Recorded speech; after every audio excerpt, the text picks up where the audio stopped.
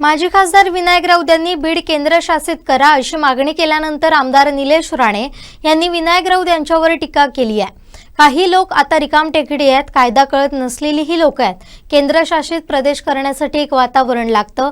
हे सगळे विषय राऊत साहेबांच्या समजण्या पलीकडचे आहेत, अशी प्रतिक्रिया आमदार निलेश राणेंनी दिली आहे। बघा काय आहे, काही लोक सध्या आता रिकामटेकडे आहेत आणि कायदा कळत नसलेली लोक आहेत, म्हणून केंद्रशासित कधी करू शकतो, ह्याला काही कंडिशन आहेत, ह्याला एक वातावरण लागतं, ह्याला एक राजकीय काहीतरी आपण म्हणतो ना, एक कुठेतरी सेन्सिटिव्हिटी लागते।